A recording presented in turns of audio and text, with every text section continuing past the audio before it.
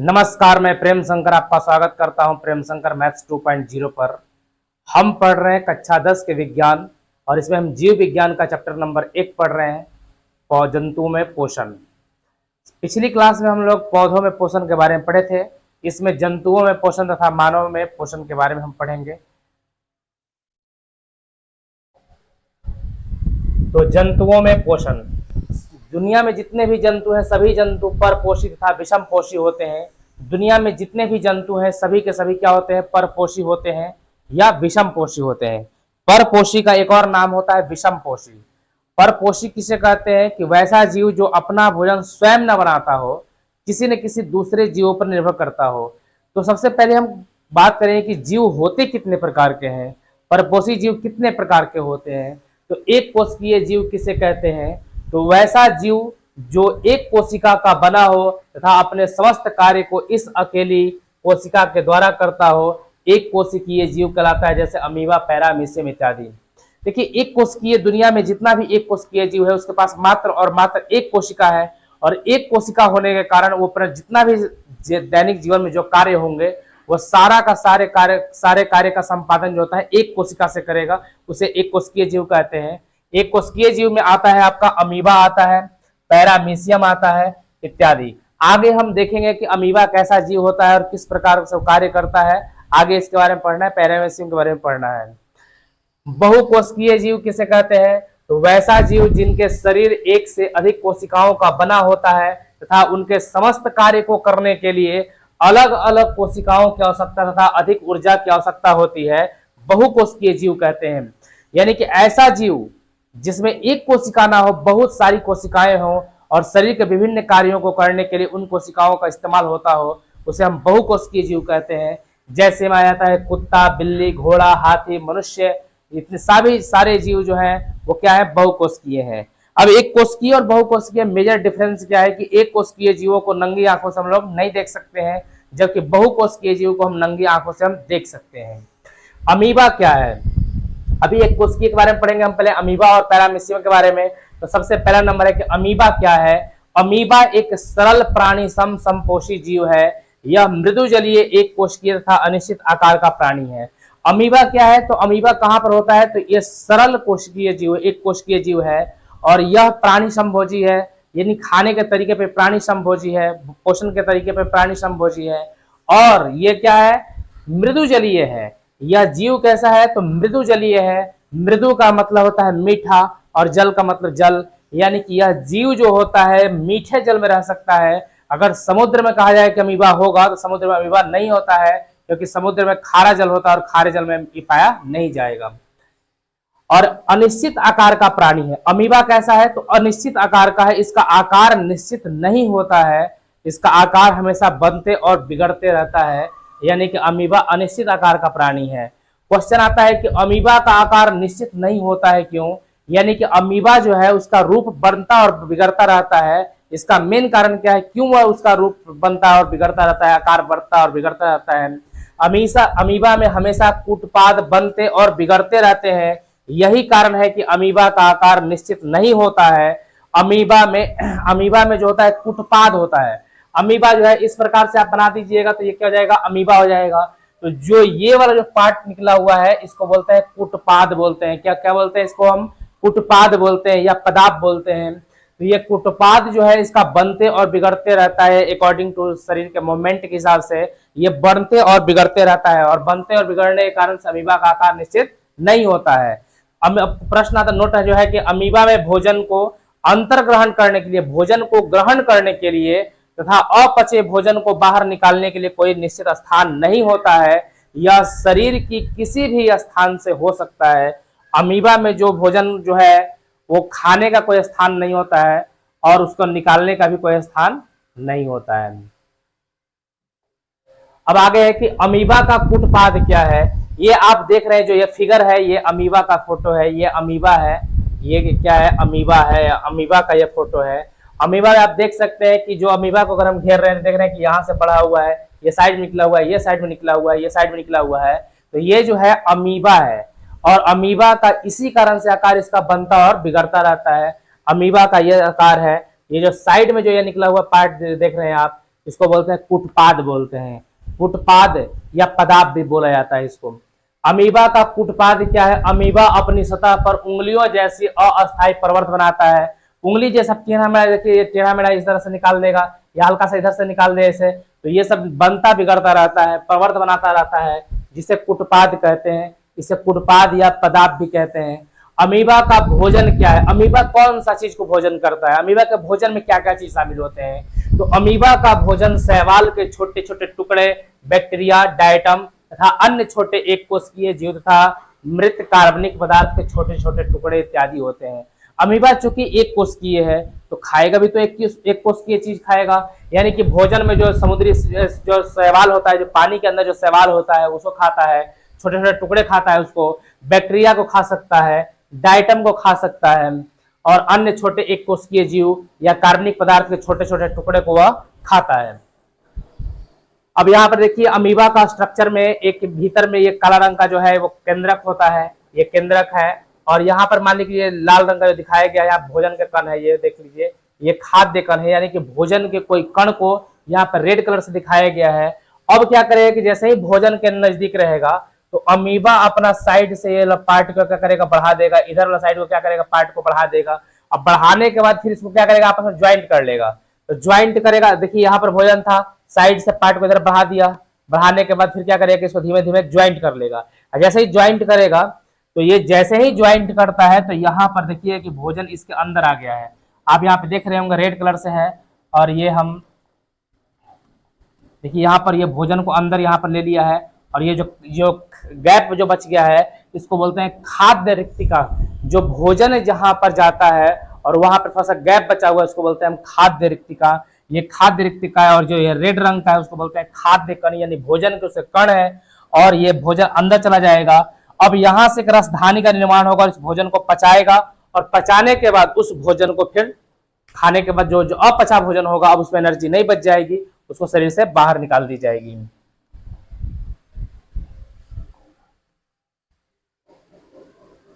Amoeba के भोजन को समझाएं, अमीबा भोजन के पाचन को समझाएं। अमीबा भोजन को किस प्रकार से पचाता है या उसके भोजन में पाचन कैसे होता है इसको समझते हैं। तो ये अमीबा है, अमीबा जैसे ही भोजन के करीब होता है तो अमीबा साइड से कुटपाद को बढ़ाता है। जैसे ही कुटपाद को बढ़ाया और बढ़ाने के बाद इसको क्या कर लेगा, ज्वाइंट कर लेगा। देखिए जैसे ही ज्वाइंट कर ले तो भोजन कहाँ चल जाएगा, अंदर चल जाएगा। अब भोजन अंदर जाएगा तो उसके शरीर से इंजाइम निकलेंगे और जिसको भोजन रसधानी कहते हैं, और इस राजधानी के एंजाइम निकल कर भोजन के अणुओं को तोड़ तोड़ करके विखंडित करेंगे, और इसमें जो पोषक पदार्थ होगा वो अमीबा के शरीर में माध्यम से मिल जाएगा, और जो अपचा भोजन है उसको निकालने के लिए अस्थायी छिद्र बनाकर कहीं से भी निकाल देगा। तो ये केंद्रक है, यहाँ पर भोजन जो है भोजन इसमें से विखंडन हो जाएगा। अब भोजन जो पच गया है तो उसको क्या करेगा कि एक शरीर के यहाँ पर अस्थायी छिद्र बनाएगा यहाँ पर, और अस्थायी छिद्र बना करके भोजन को क्या करेगा, बाहर निकाल देगा। तो भोजन जब अमीबा के बिल्कुल समीप होता है तब भोजन के चारों ओर, तब अमीबा भोजन के चारों ओर कुटपादों का निर्माण करता है। कुटपाद तेजी से बढ़ते हैं और भोजन को पूरी तरह घेर लेते हैं। धीरे धीरे कुटपादों के सिरे और फिर पार्श्व आपस में जुट जाते हैं। जैसे आप यहाँ पर देख रहे थे कि जैसे यहाँ पर भोजन है तो भोजन के चारों तरफ से अमीबा क्या करता है, अपने कुटपाद को बढ़ाता है, और बढ़ाने के बाद फिर इसको क्या करेगा, आपस में ज्वाइंट कर देगा, जोड़ लेगा। जिस जोड़ने के कारण क्या होगा कि भोजन इसके शरीर के अंदर चल जाएगा। जैसे यहाँ पर भोजन अंदर चला गया है, भोजन अंदर जाने के बाद भोजन रसधानी का निर्माण होता है, तो फिर पार्श्व आपस में जुड़ जाते हैं। इस तरह से भोजन अमीबा के भीतर चला जाता है। जब अमीबा में एक भोजन रसधानी का निर्माण हो जाता है तब भोजन का पाचन भोजन रसधानी में ही इंजाइमों द्वारा होता है। पचा हुआ भोजन कोशिका द्रव्य में पहुंच जाता है। जो पचा हुआ जो भोजन है, जो भोजन में जो भी एनर्जी है वो कोशिका द्रव्य में चला जाता है, और कोशिका द्रव्य से पूरे शरीर में इसको वितरित कर दिया जाता है। और जो अपचा भोजन है, जिसको भोजन पचा नहीं सकता है, शरीर से बाहर निकालने के लिए एक अस्थायी छिद्र बनाता है। कोई अस्थायी छिद्र नहीं है, ऐसा नहीं है कि उसके अंदर जो है एक शरीर का अंग है जिसके अंदर भोजन को निकाले, जैसे आदमी में होता है, जानवर में होता है, वैसा नहीं होता है। इसमें एक अस्थायी छिद्र कहीं से भी निकल सकता है। अमीबा में ये भोजन है जहां पे इसको नजदीक पड़ रहा है, देखिए इसको कुटपाद को हटा देगा और धीमे धीमे नजदीक पहुंच जाएगा और शरीर से इसको बाहर निकाल देगा। तो शरीर से इस तरह से क्या हो जाएगा, बाहर निकल जाएगा। तो अमीबा में इसी तरह से भोजन का अंतर्ग्रहण होता है और इस तरह से भोजन का बहिष्करण होता है। पैरामीशियम के बारे में जब अमीबा पढ़ ली तो पैरामीशियम देख लेते हैं। पैरामीशियम क्या है, तो पैरामीशियम क्या है? यह एक प्राणी समभोजी एक कोशिकीय जीव है। जिस तरह से अमीबा था उसी प्रकार से पैरामीशियम भी एक कोशिकीय जीव है। अमीबा मृदुजलीय था तो पैरामीशियम भी मृदुजलीय है और प्राणी समभोजी जीव है। मृदुजलीय क्या है? प्रोटोजोआ है। मृदुजलीय का मतलब होता है कि जो मीठे जल में रहे उसे मृदुजलीय कहते हैं, यानी कि ये समुद्री जीव नहीं है, यानी समुद्र में पाया नहीं जाएगा। कोशिका मुख या साइटोस्टोम किसे कहते हैं? नाम से स्पष्ट है, कोशिका मुख, यानी कि पैरामीशियम में भोजन के अंतर्ग्रहण शरीर के एक निश्चित स्थान से होता है जिसे कोशिका मुख कहते हैं। अमीबा में भोजन को ग्रहण करने के लिए कोई निश्चित स्थान नहीं था, जबकि पैरामीशियम में एक स्थान निश्चित होता है, वहीं से वह भोजन को ग्रहण करता है, तो उसको हम लोग बोलते हैं साइटोस्टोम यानी कोशिका मुख बोलते हैं। पैरामीशियम का आकार निश्चित होता है तथा इसका शरीर प्रचलन अंगक सिलिया से ढका होता है।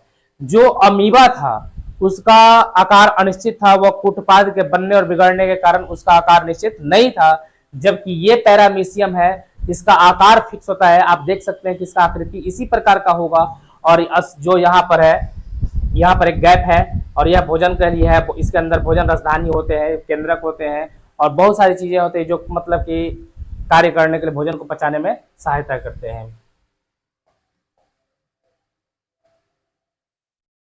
तो इसमें जो है एक इसका प्रचलन अंगक जो है, ये जो देख रहे हैं जो बाल बाल टाइप का दिखाई दे रहा होगा आपको, तो ये बाल बाल टाइप पे जो दिखाई दे रहा है इसको बोलते हैं सिलिया बोलते हैं, इसको बोलते हैं सिलिया। ये बाल बाल टाइप जो दिखाई दे रहा है इसको बोलते हैं सिलिया। इसी से के सहायता से भोजन को अपने मुख के अंदर क्या करता है? वो लाता है। ये जब नाचते रहता है, घूमते रहता है, तो भोजन इसके मुख के अंदर चला जाएगा और वो भोजन को खा लेगा और पचा करके फिर उसको बाहर निकाल देगा। पैरामीशियम में भोजन के पाचन को लिखें। तो पैरामीशियम में भोजन किस प्रकार से होता है? ये पैरामीशियम है, आप देख सकते हैं यहाँ पर खाली स्थान है, तो यहीं से भोजन कन जाएगा। ये मूवमेंट करते रहता है, जो ये चारों तरफ बाल बाल टाइप पे दिखाई दे रहा है ये वाला, ये सब गति करते रहता है, घूमते रहता है और घूमते घूमते भोजन को क्या करता है कि इसमें टकरा करके यहाँ पे ले आएगा और भोजन कण इसी के अंदर से मुख में प्रवेश करेगा जिसमें राजधानी का निर्माण होगा। तो पैरामीशियम में सीलियों की गति के कारण भोजन इसके निकट आ जाता है। अब भोजन साइटोस्टोम या कोशिका मुख के द्वारा शरीर के भीतर चला जाता है। जो भोजन अमीबा पैरामीशियम में जाएगा, तो पैरामीशियम में जो भोजन गया किसके माध्यम से जाएगा? साइटोस्टोम यानी कोशिका मुख के द्वारा अंदर जाएगा और साइटोस्टोम के जाने के बाद कोशिका द्रव्य में पाए जाने वाले एंजाइम भोजन को पचाते हैं। इसके अंदर जो कोशिका द्रव्य होता है, ये कोशिका द्रव्य जो होता है इसमें से भोजन को जो भी कण है वो आप पे गया है तो उसको क्या करेगा? पचाएगा, एंजाइम निकलेगा, उसको भोजन को पचाएगा और जो पचा हुआ भोजन है वो अवशोषण हो जाएगा और अवशोषण के बाद पूरे शरीर में इसको वितरित कर दिया जाएगा। और जो अपचा भोजन है उसको निकालने का एक छिद्र होता है, इस छिद्र के द्वारा जो अपचा भोजन होगा वो बाहर निकाल दिया जाएगा तथा अनपचा भोजन को एक अन्य अलग छिद्र द्वारा बहिष्कृत कर दिया जाता है। ये जो छिद्र है इसी छिद्र के द्वारा जो है उसका अपना मल जो बोलेंगे वो बाहर को ओर निकाल दिया जाएगा। अब हम लोग पढ़ेंगे मनुष्य में पोषण। मनुष्य में पोषण के बारे में पढ़ते हैं तो सबसे पहले आएगा कि पाचन तंत्र किसे कहते हैं। मनुष्य में पचाने के लिए एक तंत्र होता है और जितने भी बहुकोशिकीय जंतु हैं उनमें पचाने के लिए एक विशेष प्रकार का तंत्र होता है जिसको हम लोग पाचन तंत्र कहते हैं। तो पाचन तंत्र किसे कहते हैं? आहार नाल और इससे संबद्ध पाचक ग्रंथियां। आहार नाल जिसमें भोजन आहार जाता है, नाल मतलब नली, यानी कि जिस नली में आहार जाता है उसे आहार नाल कहेंगे और इससे संबद्ध पाचक ग्रंथियां और पाचन क्रिया मिलकर पाचन तंत्र का निर्माण करते हैं। और जो आहार नाल है और उसमें संबंधित जितना भी पाचन ग्रंथियां हैं जो भोजन को पचाने में सहायता करते हैं, सभी को मिला करके पाचन तंत्र बनता है। पाचन क्या है? जटिल एवं अघुलनशील पोषक पदार्थ एवं बड़े अणुओं को विभिन्न रासायनिक अभिक्रियाओं तथा विभिन्न एंजाइमों की सहायता से सरल घुलनशील पदार्थ में परिवर्तित करने की क्रिया को पाचन कहते हैं। पाचन क्या है? तो पाचन एक रासायनिक अभिक्रिया है। रासायनिक अभिक्रिया और भौतिक अभिक्रिया में थोड़ा सा हम समझ लेते हैं कि रासायनिक अभिक्रिया उसे कहते हैं जिसको हम दोबारा प्राप्त न कर सकें। जैसे दूध से दही का बन जाना, वापस दही से हम दूध पर नहीं आ सकते, तो वो है रासायनिक अभिक्रिया। जो भौतिक अभिक्रिया क्या होता है कि भौतिक अभिक्रिया में होता है कि पुनः वापस प्राप्त कर सकते हैं। जैसे जल बर्फ में बदल गया, बर्फ बन गया और बर्फ को फिर वापस हम क्या कर सकते हैं कि फिर जल में रूपांतरित कर सकते हैं, तो ये भौतिक अभिक्रिया हो गया। मोमबत्ती का पिघलना भौतिक अभिक्रिया है, जबकि मोमबत्ती का जलना रासायनिक अभिक्रिया है। इसी तरह से पाचन की जो क्रिया है वो भी एक रासायनिक अभिक्रिया है। वो कैसे कि जब हम खाना खाते हैं तो खाना में हमारा भोजन जो भी होता है उसमें चावल दाल ये सब होता है, उसको आप पानी में डालिए तो घुलेगा नहीं, वो जटिल कार्बनिक है, जटिल है, वो घुल नहीं सकता है। लेकिन जब भोजन करने के उपरांत जो हम लोग का मल होता है, इंसान का मल हो, जानवर का मल हो, तो इन सबों को पानी में डाल देने में पानी से क्या होता है, घुल जाता है। तो अघुलनशील जटिल कार्बनिक यौगिकों को घुलनशील सरल कार्बनिक यौगिकों में परिवर्तित करने की अभिक्रिया को हम लोग पाचन कहते हैं। तो पाचन क्या है, तो जटिल एवं अघुलनशील पोषक पदार्थ, अघुलनशील और पोषक पदार्थ के बड़े अणुओं को विभिन्न रासायनिक अभिक्रियाओं तथा विभिन्न एंजाइमों की सहायता से सरल घुलनशील पदार्थ में परिवर्तित करने की क्रिया को हम लोग पाचन कहते हैं। मनुष्य के शरीर में कितनी पाचक ग्रंथियां पाई जाती है, हम लोग इंसान के शरीर में कितनी पाचक ग्रंथियां पाई जाती है, तो मनुष्य के शरीर में 4 पाचक ग्रंथियां पाई जाती है। पहला नंबर पर आता है लार ग्रंथियां, दूसरा नंबर पर यकृत ग्रंथियां, अग्नाशय ग्रंथियां तथा आंत ग्रंथियां। ये 4 प्रकार की पाचक ग्रंथियां पाई जाती है। समवर्णी पेशियां किसे कहते हैं, तो विभिन्न स्तरों पर समवर्णी पेशियां भोजन पाचित भोजन रस एवं अवशिष्ट पदार्थों की गति को नियंत्रित करता है। यानी कि हमारे शरीर में वैसी पेशियां जो भोजन को सेम एक डायरेक्शन में ले जाए, उसे हम लोग समवर्णी पेशियां कहते हैं। जैसे आप अगर भोजन कर रहे हैं सीधा खड़ा होकर के, तो आपका भोजन जो है सरकता हुआ गला से नीचे ही में जाएगा। अगर आप सो करके भी खाइएगा तब भी आपके भोजन आमाशय में ही जाएगा। अगर आप उल्टा लटक करके भोजन कीजिएगा तब भी आपका भोजन आमाशय में ही जाएगा। यानी कि एक ही दिशा में गति को चला रहा है, उस पेशी को हम क्या कहते हैं, समवर्णी पेशियां कहते हैं। यानी ये भोजन के कणों को हमारे पाचन तंत्र में ले जाने के लिए जो गति प्रदान करता है, उन गति को हम कहते हैं समवर्णी पेशियां। वो गति जो है कौन कहता है, समवर्णी पेशियां कहलाता है।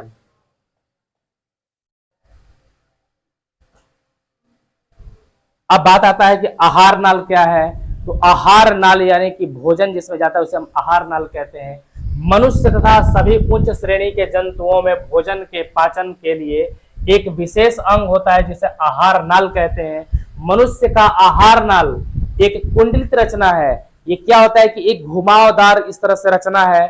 मनुष्य का पाचन जो है, आहार नाल जो है वो एक घुमावदार रचना है जिसकी लंबाई 8 से 10 मीटर तक है। आप इसको ऐसे समझ सकते हैं कि 8 मीटर का मतलब होता है लगभग 25 फीट के आसपास होता है, और 10 मीटर का मतलब आप मान के चलिए कि 32 फीट के आसपास होता है। यानी कि अगर 3 महला बिल्डिंग से अगर आप मनुष्य के पाचन तंत्र को लटकाइएगा, जिसे पाचन तंत्र में आ जाएगा, मुख से लेकर के मल द्वार तक होता है, यानी कि छोटी आंत, बड़ी आंत, अग्नाशय, जितना भी ये सब चीज है उसको लटकाते हैं अगर हम, तो 3 महला बिल्डिंग से अगर हम लटकाते हैं तो नीचे जमीन पर टच कर जाएगा। ये मनुष्य का पूरा पाचन तंत्र है। यह मुख गुहा से शुरू होकर मल द्वार तक फैली होती है। मनुष्य का जो पाचन, जो आहार नाल होता है, वो कहां से कहां तक फैला होता है, तो मुख गुहा, मुख से लेकर के मल द्वार तक को हम पूरी पाइप को हम बोलेंगे आहार नाल बोलेंगे, और उसको 3 महला बिल्डिंग पर लटका देने पर जमीन में टच कर जाएगा। आहार नाल में मुख आता है, मुख का मतलब मुंह है, ग्रसनी का मतलब होता है ये गला जो होता है इसको हम बोलते हैं ग्रसनी, और ग्रास नली, इसके नीचे एक नली होती है जिसको ग्रास नली बोलेंगे।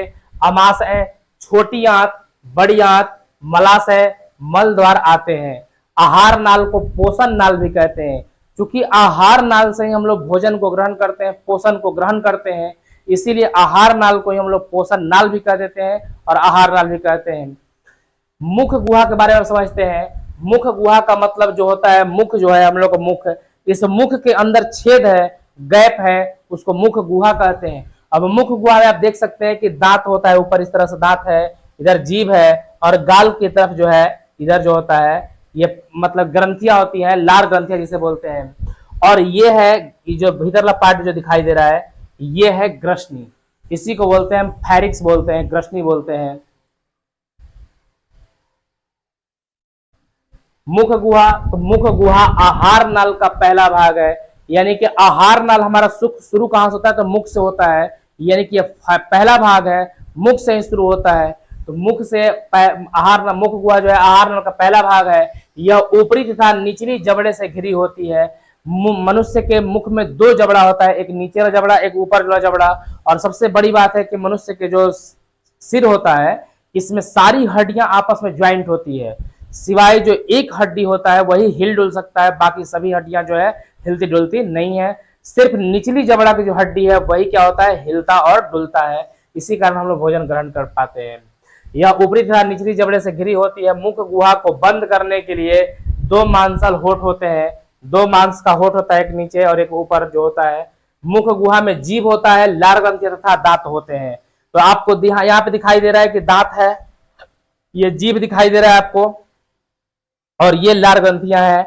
लार ग्रंथियां तीन प्रकार की होती हैं, पैरोटिड, सब मैंडिबुलर और सब लिंगुअल। तो ये तीन गो लार ग्रंथियां होती है, फर्स्ट, सेकंड और थर्ड, तीन प्रकार की लार ग्रंथियां पाई जाती है।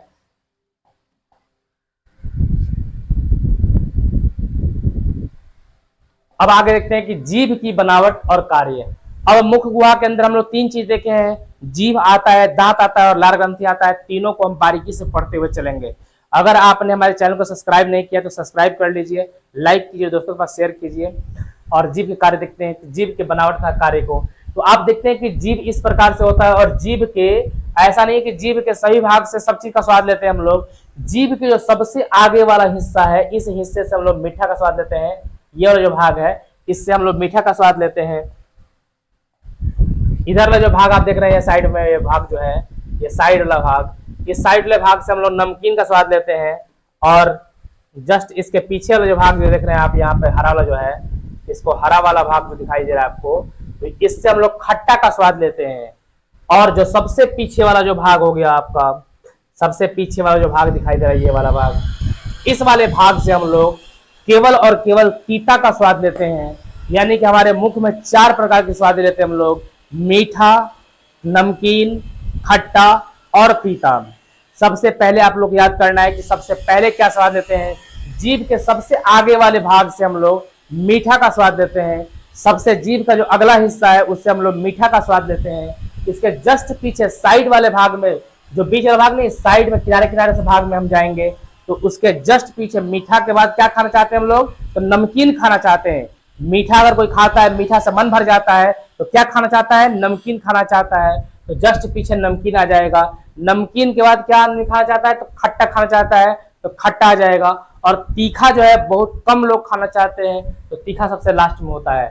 आप अनुभव करते हो जब दवा खाते हैं, जीभ पर रखते हैं, जीभ पर रखने के बाद आपको कोई टेस्ट नहीं पता चलता, लेकिन जैसे ही आप उसको घोटते हैं तो आपको तीता लगता है, कड़वा लगता है। तो जीभ के जैसे ही यहाँ पे दवा हम रखेंगे, यहाँ पे दवा हम रख दिए, यहाँ पर दवा जैसे ही घोटेंगे, जब अंदर की तरफ जाएगा तो इस वाले भाग पर जाएगा, तो इसको तीता हमको अनुभव होगा। जीभ के बीचों बीच से कोई भी प्रकार का स्वाद हमको नहीं मिलता है, लेकिन चूंकि जीभ हमेशा गीला रहता है, जीभ पर कोई भी चीज हम रखते हैं तो वो बहुत तेजी से क्या होता है कि उसमें से लार निकल कर उसको फैलाता है, और फैलने क्रम में जीभ के पूरे भाग पर फैलता है, जिससे हमको स्वाद की अनुभूति होती है। जीभ मुख गुहा के फर्श पर स्थित एक मांसल रचना है। जीभ कहाँ होता है, तो मुख गुहा का फर्श, मुख गुहा का नीचे वाला भाग पर जीभ होता है, और इसका आगे का हिस्सा स्वतंत्र होता है और पीछे का हिस्सा जो होता है वो जुड़ा हुआ होता है। अगला सिरा स्वतंत्र और पिछला सिरा फर्श से जुड़ा होता है, तथा इसके ऊपर स्वाद कलिकाएं पाई जाती है।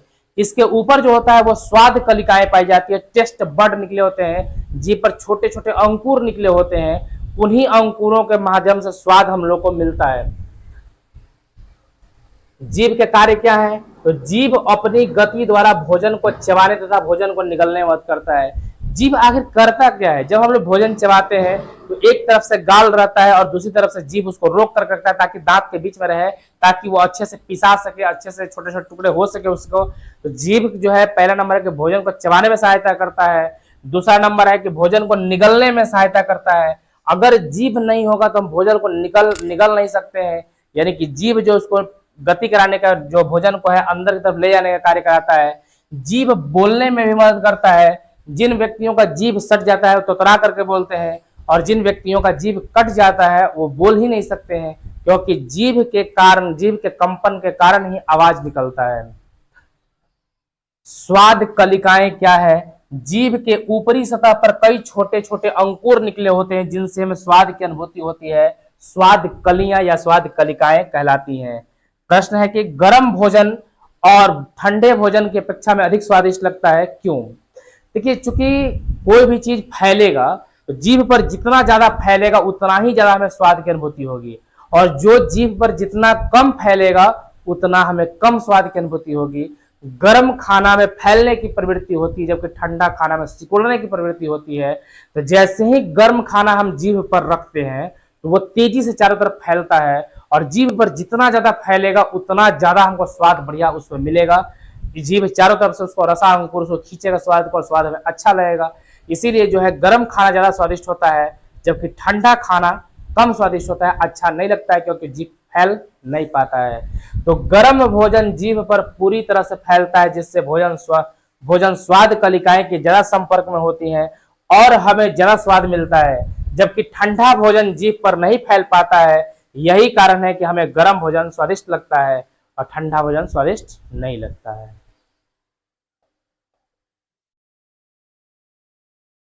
अब यहाँ पर दांत के बारे में पढ़ना है, लेकिन उससे पहले एक और बात कि अगर गर्म भोजन, अगर किसी आदमी को गर्म सूप पिलाया जाए और एक ठंडा आइसक्रीम खिलाया जाए तो दोनों में स्वाद किसका पहले पता चलेगा? तो गर्म खाना जल्दी से तेजी से फैलेगा, यानी गर्म खाने का स्वाद सबसे पहले पता चलेगा, जबकि ठंडे आइसक्रीम का स्वाद बाद में पता चलेगा। दूसरा नंबर बात यह है कि जो पुरुष होते हैं वो पुरुषों की अपेक्षा महिलाओं के जीभ पर अधिक स्वाद कलिकाएं होती हैं, यानी कि टेस्ट जो है, अगर एक चीज को अगर एक पुरुष को टेस्ट कराया जाए और उसी चीज को एक महिला को टेस्ट कराया जाए तो दोनों में ज्यादा टेस्ट जो है महिला बता पाएगी पुरुष की अपेक्षा। दांत क्या है, अब हम समझते हैं दांत के बारे में। मुख गुहा के ऊपरी तथा निचली जबड़े पर दांत व्यवस्थित होते हैं।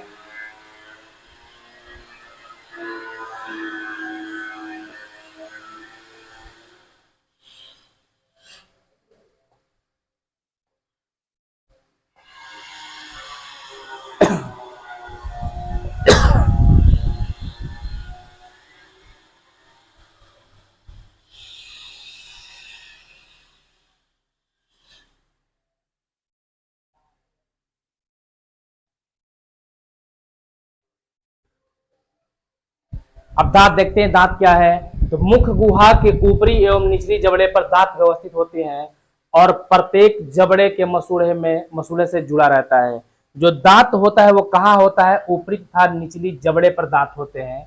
आप दांत को देख सकते हैं, ये जबड़ा है, ये ऊपरी जबड़ा है और ये निचली जबड़ा है। उसके मसूड़े के अंदर दांत जो होता है वो धंसा हुआ होता है।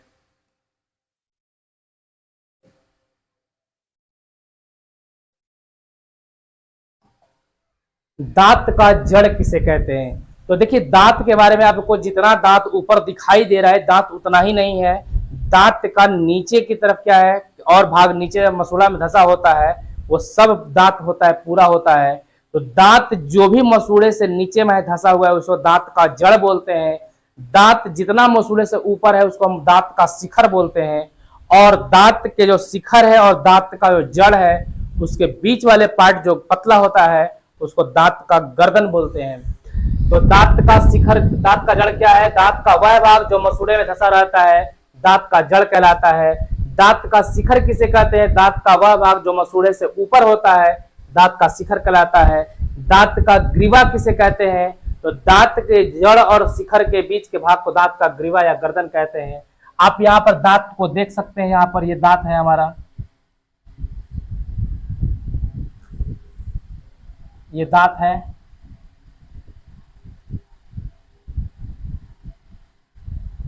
तो ये भाग जो है मसूड़ा के अंदर होता है, यहां से यहां तक मसूड़ा के अंदर होता है। तो इस भाग को हम लोग बोलते हैं दांत का जड़। और यहां से आप देख सकते हैं कि जो मसूड़ा के ऊपर होता है इसको बोलते हैं दांत का शिखर। और ये जो बीच वाला पार्ट देख रहे हैं जो पतला होता है, यहाँ पर पतला जो दिखाई दे रहा है आपको, तो ये पतला वाला जो भाग है वो है दांत का गर्दन। देखिए, ऊपर भी चौड़ा है, नीचे भी चौड़ा है, बीच वाला जो पार्ट है थोड़ा सा पतला है, इसी को दांत का गर्दन बोलते हैं। अब दांत में क्या क्या होता है? तो दांत पूरी हड्डी का बना होता है, दांत पूरी हड्डी का बना होता है जिसे डेंटाइन कहते हैं।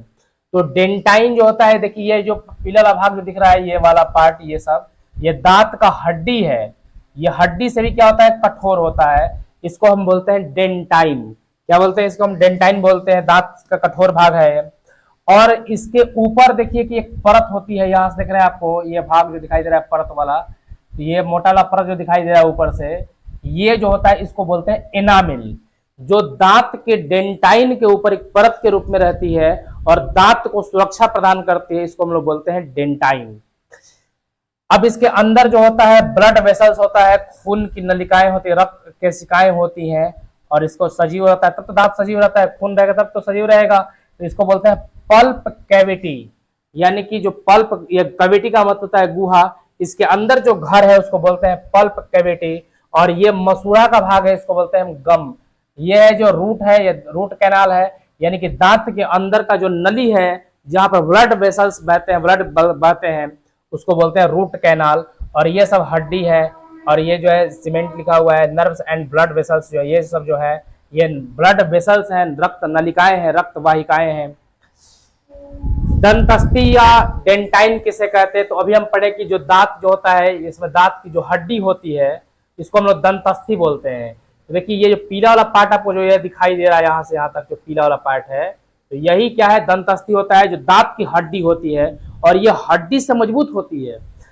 तो प्रत्येक दांत के भीतर एक मज्जा गुहा होता है, तथा इसके ऊपर हड्डी से भी अधिक कड़ी तथा पीले रंग की एक परत होती है, जिसे दंतस्थि या डेंटाइन कहते हैं। तो देखिए ये दांत के ऊपर एक पीले रंग की जो परत है, दांत के अंदर जो होता है पीले रंग की जो परत है, इसे दंतस्थि या डेंटाइन कहते हैं।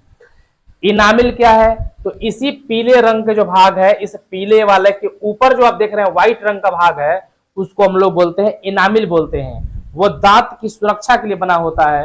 तो डेंटाइन के ऊपर एक कड़ी परत होती है जो दांतों को सुरक्षा प्रदान करती है, इनामिल कहलाता है।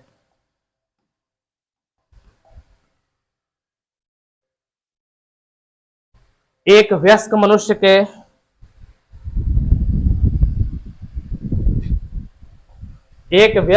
के मुख गुहा में कुल 32 दांत होते हैं।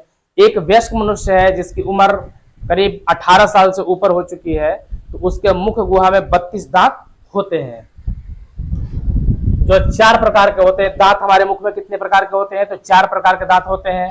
पहला का नाम है कतरनक या इंसाइजर, दूसरा का नाम है भेदक या केनाइन, तीसरा का नाम है अग्र चवर्णक या प्रीमोलर, और चौथे का नाम है चवर्णक या मोलर। तो दांत के बारे में समझते हैं। पहले सबसे पहले कि केनाइन, इंसाइजर, इसकी संख्या कितनी होती है, तो इसकी संख्या 8 होती है। इसको मुस्कुराहट का दांत बोलते हैं। जब आप स्माइल करते हैं, जब आप मुस्कुराते हैं, तो आपके यही 8 को दांत दिखाई देते हैं।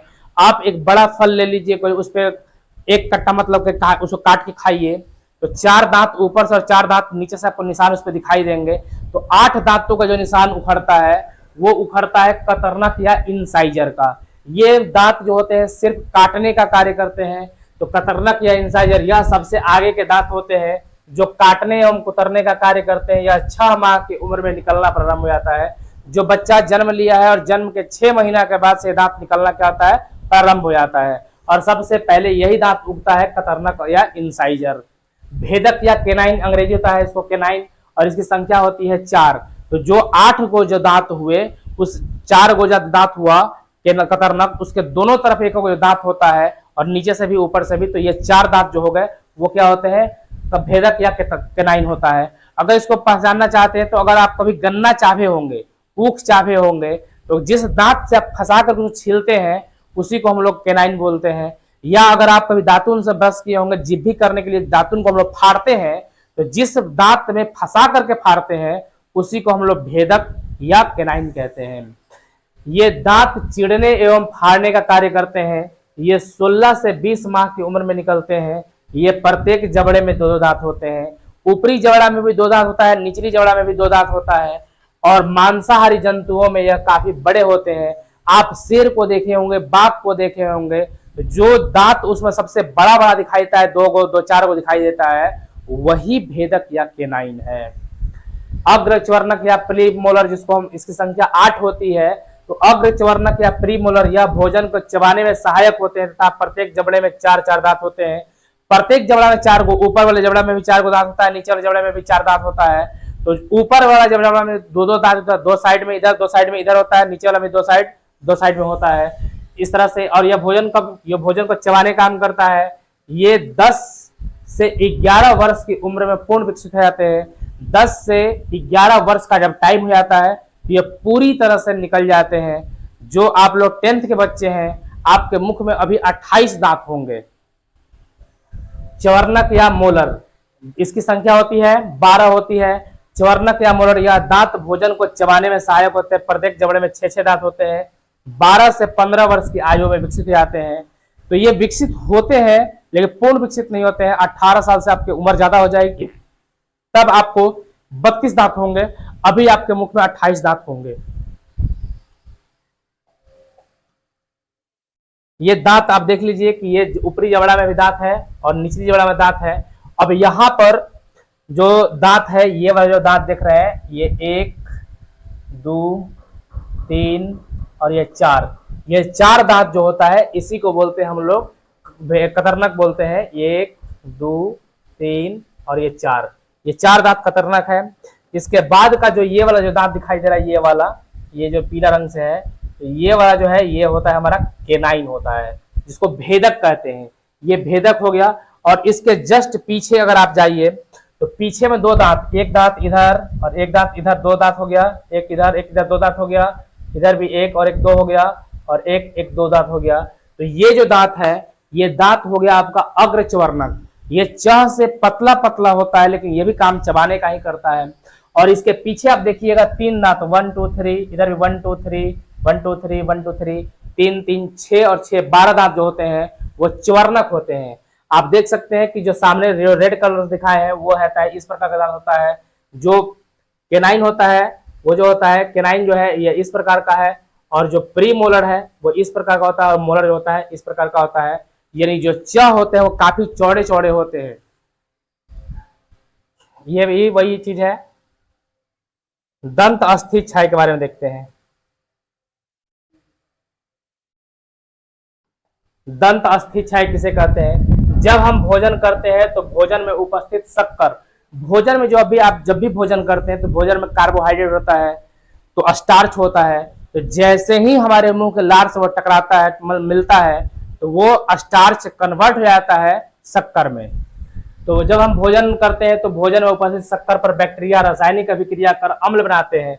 जो बैक्टीरिया जो है वो शक्कर को अम्ल में परिवर्तित कर देता है और यह अम्ल दांत की बाहरी कड़ी परत यानी एनामिल पर क्रिया करके उसे नरम बना देता है और धीरे धीरे उस स्थान पर छिद्र बन जाता है, जिसे दंत अस्थि क्षय कहते हैं या दंत अस्थि क्षय कहते हैं। आप देख सकते हैं कि ये दांत है, दांत के अंदर यहाँ पर यह पार्ट देखिएगा, यहाँ पर जो है काला रंग का हो गया है। तो ये काला जो है कैसे हो गया? तो इसको हम, इस दांत को हम यहाँ पर देख रहे हैं, ये दांत है और बीच में ये काला हो गया है, यानी कि इसका एनामिल खराब हो चुका है। अब एनामिल खराब होने के बाद आप देखिए, ध्यान से दीजिएगा, तो यहाँ पर जो पीले रंग का जो पार्ट है वो भी खराब हो चुका है। तो यानी कि इसका दंत अस्थि भी खराब हो चुका है। एनामिल तो खराब हुआ ही हुआ, दंत अस्थि भी खराब हो गया। इसी को हम लोग बोलते हैं दंत अस्थि क्षय। हिंदी में कहते हैं इसको खोड़र कहते हैं, दांत का सड़ना कहते हैं। और ये धीरे धीरे ब्लड वेसल्स को जब प्रभावित करेगा तो दांत आदि पानी पीता है, ठंडा गर्म खाए तो दांत कनकना जाता है, यही प्रक्रिया होती है। दंत प्लाक किसे कहते हैं? तो भोजन के उपरांत बैक्टीरिया तथा भोजन के महीन कण दांत से चिपक कर एक परत का निर्माण करते हैं। कुछ समय उपरांत यह परत एक अस्थायी परत बन जाता है। जब आप भोजन करते हैं तो भोजन में महीन महीन कण होते हैं, उसमें बैक्टीरिया चिपक जाता है, उसको अम्ल में तो परिवर्तित करेगा ही, लेकिन वो चिपकने के बाद दांत में चिपक जाता है और दांत में एक काले रंग की पट्टी बैठ जाती है। आपके घर में या आप जो बच्चे अगर अंदर से ब्रश नहीं करते हैं दांत के अंदर, तो उनको दांत अंदर से देखिएगा काले हो जाते हैं। तो उसी काला वाला पार्ट को हम लोग बोलते हैं दंत प्लाक बोलते हैं। इसे दंत प्लाक। भोजन के बाद दांतों को नियमित रूप से अच्छे दंत मंजन से साफ करना चाहिए। देखिए, चूंकि दांत में बैक्टीरिया का प्रभाव है, शक्कर है, तो अम्ल में बदलेगा और अम्ल के प्रभाव को कम करने के लिए भस्म का उपयोग किया जाता है। तो अगर नीम के दातुन का इस्तेमाल किया जाए तो नीम के दातुन में क्षार होता है जो दांतों के लिए सबसे बेहतर है।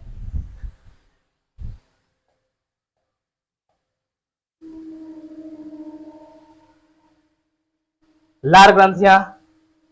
मनुष्य के मुख गुहा में 3 जोड़ी लार ग्रंथियां पाई जाती है, पैरोटिड ग्रंथि, सब मैंडिबुलर ग्रंथि लार ग्रंथि तथा सब लिंगुअल लार ग्रंथि। हमारे मुख में 3 जोड़ी लार ग्रंथियां पाई जाती है, 3 जोड़ी पाई जाती है, यानी कि 6 लार ग्रंथियां होती है।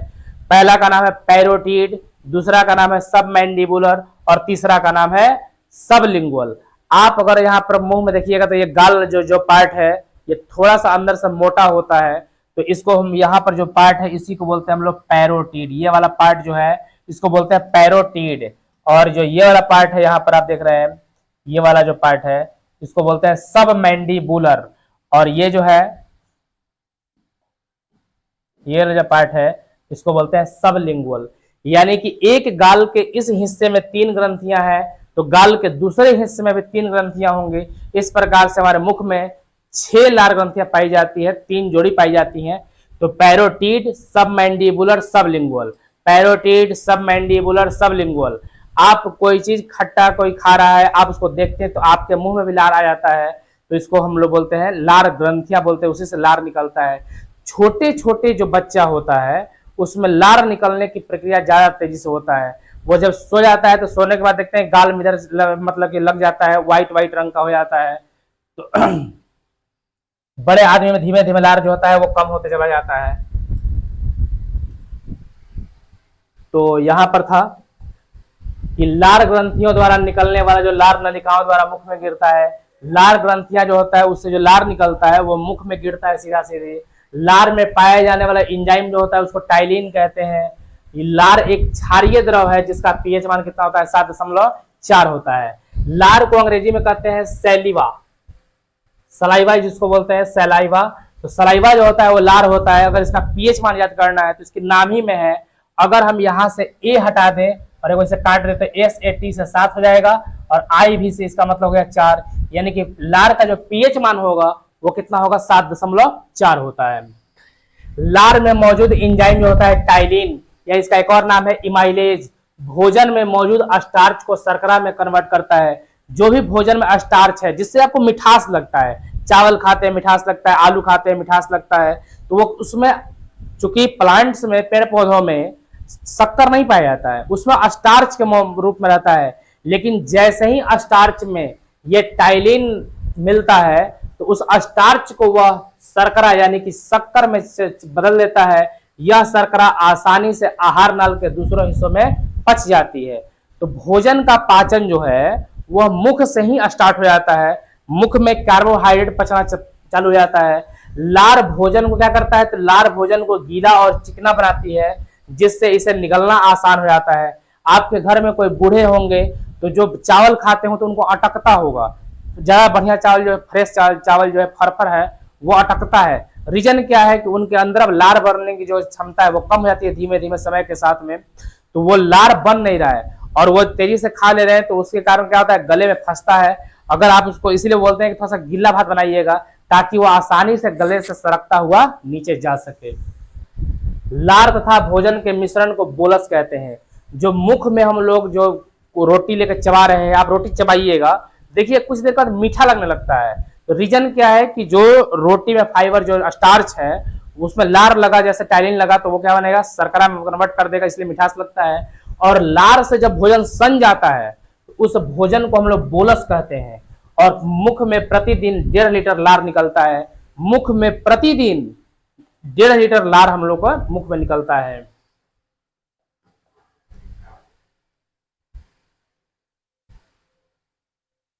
अब हम देखते हैं ग्रसनी, और ग्रसनी की जो बातें हैं वो हम अगले वीडियो में हम लोग पढ़ेंगे।